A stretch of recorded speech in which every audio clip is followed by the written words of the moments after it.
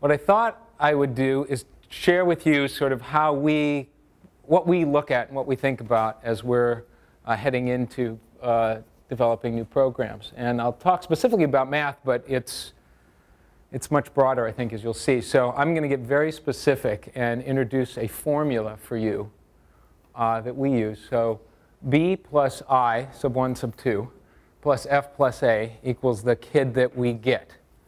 So it's very important when we're designing, understanding the kids. Fred started like, it's about the students. We've got to understand the students. So what goes into who those students are? And then there's the kids that we want. What do we do to get the kids that we want? That's E plus C plus D plus V. And I can't tell you how hard it is to come up with variables that I don't use again. So some of this is going to be a little convoluted, but I can't use B again down here, and I can't use E over there. So, but we'll take this apart. So unraveling the variables in the math learning formula. So we'll start with B, and B is what we're born with. And in this case, focuses on math. What are we born with? And so there's a research out that's really interesting the way you figure out how do we know what people are born with. And one way is we look at animals. If animals can do it without any education, then, well, maybe people can do it too. So they look at animals, they look at infants, and they have all these interesting ways of kind of trying to unravel what are our innate abilities. And the cool thing is, as much as people say, I'm just not good at math, I'm just bad at it, we are actually all born to do math. We're wired to do math. We're wired to do subitizing. And subitization, if you don't know, not everybody does, it's very simple. We're all able to tell a quantity without counting. That's what subitizing is. You can look at that and say 3. You don't have to count. You go 3, 2, 1. And humans seem to be able to do that up to about 3 or 4. Chimps can actually do it up to about 6. So if there's a place online, if you look up subitizing, I can give you the website. There's a BBC website where there's actually a little game you can play, like Beat the Chimps, and see if you can get to be faster. And so this is actually 13.619 seconds it took me to say 3. But that's because I was taking a snapshot of it. So I had to line it up and do the grab and all that stuff. So it didn't really take me 13 seconds to know that's 3.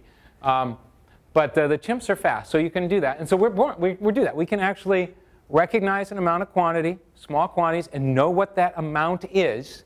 Even though infants, we don't have a name for it yet. We know that it's 3, we know that it's 2, we know that it's 1. We don't have to count to be able to do that. And other animals seem to be able to do that too. And there's a great game you play too when you talk about sort of what we're born with. And say like, well, why? Why do we have that?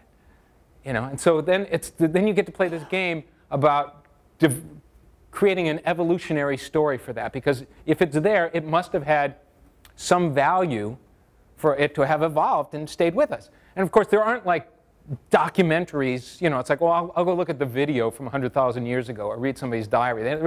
We don't have any evidence. So it's just a great game to kind of come up and say, well, the reason we're able to tell quantities up to 3 and not more than 3 is because more than 3 didn't really count. It didn't really matter. When you're a hunter-gatherer society and you're kind of subsistence, it wasn't until much later when we had agriculture when you really needed to count things and know amounts of more than 3 or just a few. So that's kind of why it's there. That's why we can tell that quantity. How many kids do I have? I need to have a sense of how many that is to bring back an amount of food. Birds, other animals need to do that too. How much food do I need to bring back to the nest? So this is a game we play about the evolutionary reason for this. But I say it's a game because there's no actual evidence that we'll ever have to know that it's true. But it's kind of a fun thing to say, and if it makes sense, then we'll run with it. Another thing that we can do, we're able to do what we're born with, is we're able to compare quantities. We're able to tell the difference between a lot and a few. And that you can clearly see the evolutionary value for, because you want to know, should I stay and fight or should I run away? It's very simple. It's like, there are a lot of them and not that many of us. Let's get the heck out of here. And so we're able to do that. And there's another site where you can play. They've done this really interesting research on, and again, this is something that animals seem to be able to do. Other animals, we're one of them too, an animal. But other animals seem to be able to do this. And one of the interesting things they found is that people who are better at making comparisons, looking at this and saying, you know, which one, these are totally different colors than what's on my screen. What colors do you see here? Purple and green. Purple and green? OK, I'll take your word. I can't, I'm color blind. Some days I'm color deaf, too, which is really hard. I can't hear a color at all. So people can look at this. People are able to look at this at a glance and say, which one is more, purple or green? Green. And OK. Now, as it gets, and we can do that without counting. If we do that quickly. People who are good at doing this as the ratio gets closer to 1 to 1, it's easy to tell the difference between 80 and 20, 15 and 10. But if it's like 15 and 14, that's hard. So as the ratio gets closer to 1 to 1, some people are better at it than others. And the people who are better at it, actually what they found is a very high correlation to their math performance in school throughout their careers. So they went and looked at kids in like 6th or 7th grade and gave them this little test. And you can go and do this yourself and see how good you are at this. And it's an indicator of how good you are, how good you've been in math and will be in math. A correlation, not necessarily cause and effect, but a high correlation.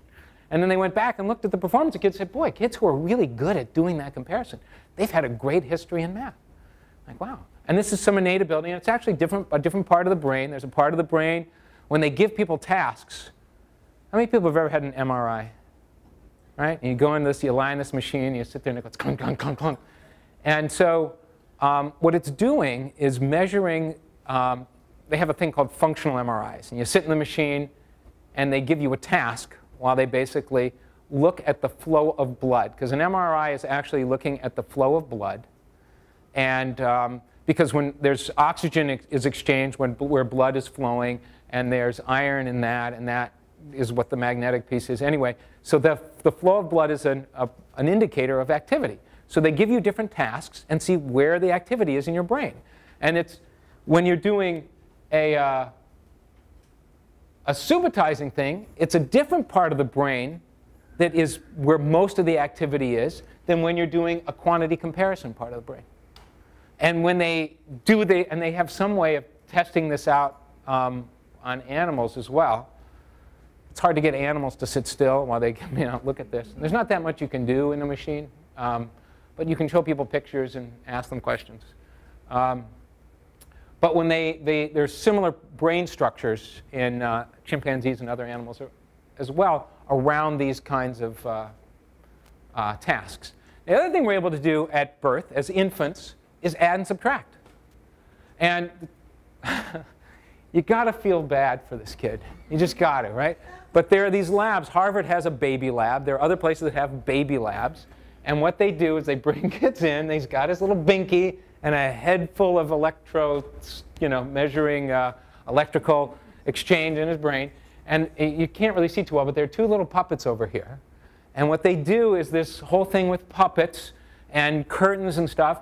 And they look and they measure kids' boredom and look of surprise. So kids who are pre-verbal, right? They're just a few months old. So how do you know that they can add? Because they don't know numbers yet. But they are, when they see 2, and then they lower the curtain, and they take one away, and they open the curtain, there's 1. The kid's going like, hey, wait a minute. And he's looking like something's wrong. And when there are 2, and you add 1, and now there are 3, the kids are going like, wait a minute.